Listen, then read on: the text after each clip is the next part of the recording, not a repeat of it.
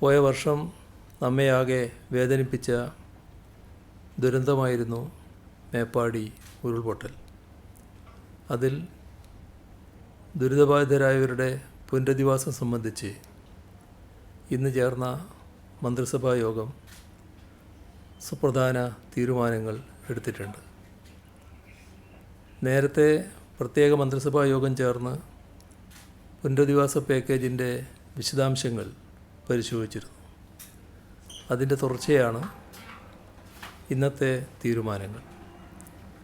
രാജ്യം കണ്ട സമാനതകളില്ലാത്ത ദുരന്തമാണ് മേപ്പാടി പഞ്ചായത്തിൽ മുണ്ടക്കൈ ചൂരൽമല മേഖലയിൽ ഉണ്ടായത്.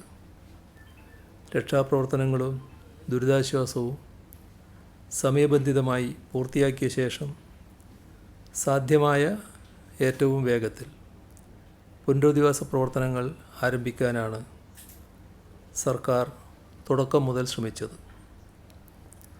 അതിനായി ലോകമാകെയുള്ള മലയാളികൾ ഒറ്റ മനസ്സായി ചേർന്ന് നിന്നു. സഹായഹസ്തവുമായി അനേകം പേർ എത്തി. ദുരന്തബാധിതരുടെ പുനരധിവാസത്തിനായി ലഭിച്ച സഹായങ്ങളെയെല്ലാം ഏകോപിപ്പിച്ച് സമഗ്രവും സുതാര്യവുമായ സംവിധാനം രൂപീകരിക്കുന്നതിനായാണ് സർക്കാർ ശ്രമിച്ചത്. തെരഞ്ഞെടുപ്പ് പെരുമാറ്റച്ചട്ടം ഉൾപ്പെടെ ഉണ്ടായിരുന്നുവെങ്കിലും സമയബന്ധിതമായി പുനരധിവാസം പൂർത്തിയാക്കാനാണ് ലക്ഷ്യമിടുന്നത്. കിടപ്പാടം നഷ്ടപ്പെട്ട എല്ലാവരെയും ഒരേയിടത്ത് പുനരധിവസിപ്പിക്കാൻ കഴിയുന്ന രീതിയിൽ ഭൂമി കണ്ടെത്താൻ വയനാട്ടിൽ പ്രയാസമുണ്ട്. വീട് വെച്ച് നൽകുക എന്ന് മാത്രമല്ല പുനരധിവാസം എന്തുകൊണ്ട് ഉദ്ദേശിക്കുന്നത്. എല്ലാ രീതിയിലും ദുരന്തത്തെ അതിജീവിച്ച്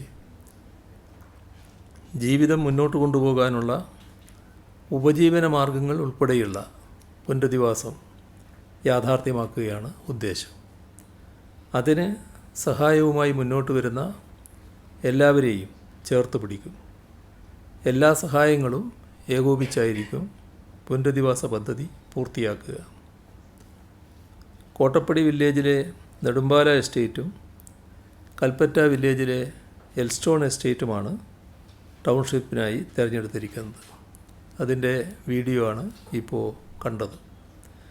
2005 ഡിസാസ്റ്റർ മാനേജ്മെൻറ്റ് നിയമം വഴിയാണ് ഭൂമി ഏറ്റെടുക്കാൻ തീരുമാനിച്ചത്. തോട്ടം ഭൂമിയുടെ ഉടമസ്ഥാവകാശം സംബന്ധിച്ച് നിലനിൽക്കുന്ന വ്യവഹാരങ്ങളിൽ സർക്കാരിനുള്ള നിലപാട് തുറന്നുകൊണ്ട് തന്നെയാണ് ഇവിടെ പുനരധിവാസം സാധ്യമാക്കുക. ടൗൺഷിപ്പിനായി ഏറ്റെടുക്കുന്ന ഭൂമി സംബന്ധിച്ച വിഷയത്തിൽ ബഹുമാനപ്പെട്ട ഹൈക്കോടതി സർക്കാരിന് അനുകൂലമായ വിധി പുറപ്പെടുവിച്ചിട്ടുണ്ട്.